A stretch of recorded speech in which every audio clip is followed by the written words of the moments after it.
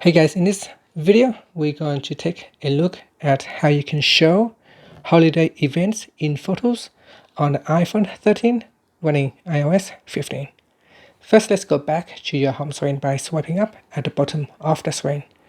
And on the home screen, swipe across and tap on Settings.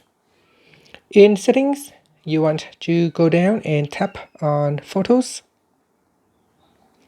Next, in the Photos setting page, go down and tap on Show Holiday Events in the Memories section. Switch it on. So what is holiday events?